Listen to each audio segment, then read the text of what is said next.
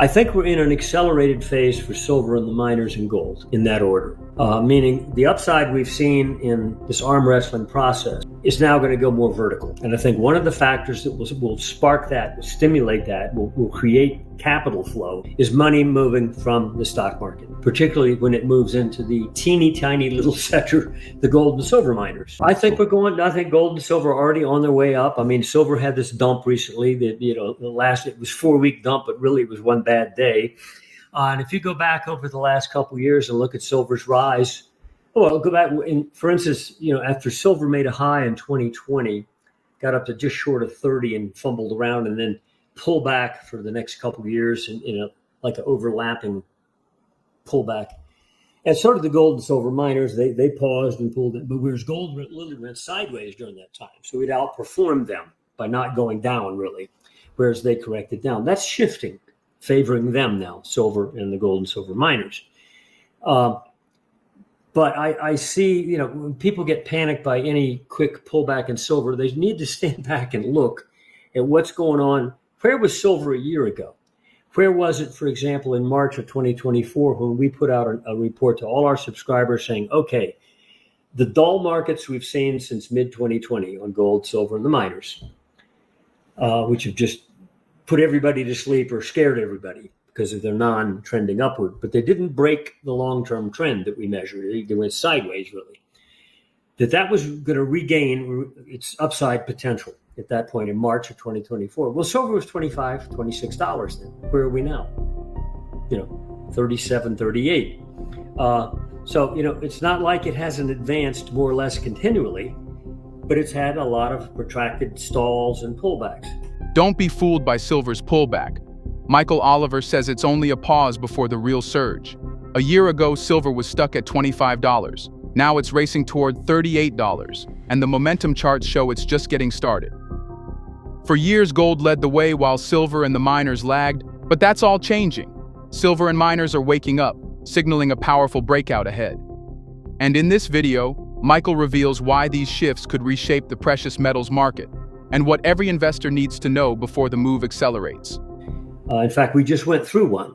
Like you go back to May of last year when silver hit 32.70 after our signal at 25 to 26 bucks in March. By May, it was up to 32.70. This is May of 2024 now. And then it started to go sideways for a year with higher highs and lower lows, but basically a random sideways movement until June of this year. And that's when we put out a renewed signal again saying, okay, pushing up in the high 34s, we're going to accelerate now. Well, yeah, we just had a pullback, but we're trading at 37 now. Okay.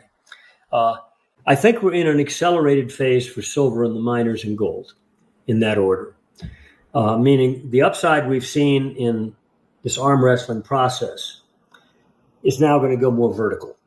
And I think one of the factors that will spark that, will stimulate that, will create capital flow is money moving from the stock market, particularly when it moves into the teeny tiny little sector, the gold and silver miners, which is, after all, part of the stock market.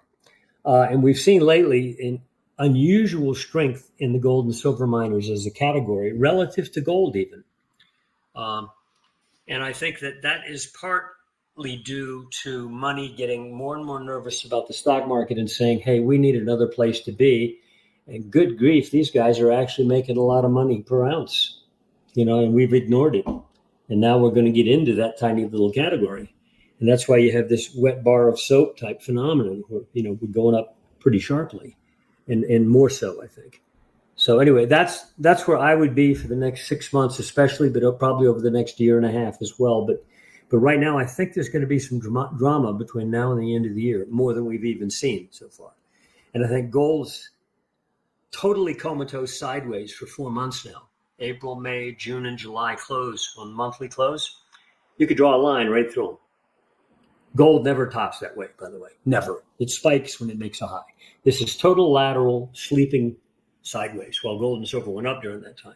When gold reasserts itself back over 3,400, especially 3,500, I think you're going to see a dramatic flow of money into that category again. I think the key issue for the miners is, and I know a lot of people are fixated on the notion that, if the stock market goes down hard, so will, gold, silver, and the miners. Well, first off, it's not true. You go back and look at the bear markets, well, just over the last 25 years, 2000, 2002, gold, silver, and the miners went up. 2007 to 2009, okay, up. They were an alternative. Yeah, sometimes you'll get an emotional week or two in the stock market where you get effectively a crash type event, though that's kind of rare in bear markets in the stock market. Michael Oliver believes silver, gold, and the miners have now entered an accelerated phase, where the rise could start going vertical. The key? Nervous money leaving the stock market and rushing into the tiny gold and silver mining sector. A sector so small that even a trickle of capital could send it flying. He warns this could create soap bar price action, sharp, sudden moves higher, especially over the next 6 months. And while gold has been sleeping sideways around $3,400, Oliver says once it breaks $3,500, the inflows could be dramatic. What about a stock market crash? Oliver points to history. In 2000 to 2002 and again in 2007 to 2009, gold, silver, and miners actually went up while stocks collapsed. Short-term dips may happen, but the bigger trend is clear. Capital is shifting out of stocks and into real money. And according to Oliver, the drama between now and year-end could be unlike anything we've seen so far. In fact, the 2000 to 2002, there was never a crash. It was just a bloody downside that was just constant. It was without a crash event. And in 2007 to 2009, there was 1 month in there in October 2008, a full year already off the high, well off the price high. You had a crash-like event. And at that time, gold, silver, and the miners all did have a sympathetic pullback. But in the context of the broader bear market, they were going up. For them, that was a corrective drop. And I think the recent example is pretty good. You know, look what gold did January through April. Well, stocks were puking, went up. You know, anyway, that's my view of the world here. I think we're about to get back to a more dramatic behavior in the markets, both upside the monetary metals and downside in the stock market. Once we convince the ever bulls that this time it's not going to do what you think. That it's in fact more like the 2000 top, 2007 top, arduous, with teasing new high. Recently it started, if you look at the M2 chart, they've put the pedal to the floor. Don't worry about rates. What really matters is that what the Fed doing with their money. And that bond market better not slip back off this rally and start back down again, because that'll really panic them. But once you get the negative data points, they're going to have to respond with rate cuts, or Powell's going to look like he definitely is playing a political game. Right now, he's playing an academic economist game. At least that's what he's saying. But once the data points start south, he's got no excuse anymore, in which case he's got to go put the pedal to the floor again, or retire with a bad name. But it's not just the rate cuts. It's a monetary policy. And I think that is already, looking at the M2 chart, something's changed. You know, for the last 9 months or so, this thing started to go vertical again. So that's what really counts. Next 6 months will be dramatic. Be on the right side of them. You'll do well. The drama isn't necessarily negative. If the stock market goes down, it could be a very positive thing, in that it's cleansing that which should never have happened in the first place. And once it cleanses itself at some deep level and with a lot of pain, then maybe it'll get back to normality. And maybe we won't have a central bank that prints it higher next time. Maybe it'll go up next time for real reasons. Anyway, that's the world we're facing. It's going to get very speedy in between now and year end.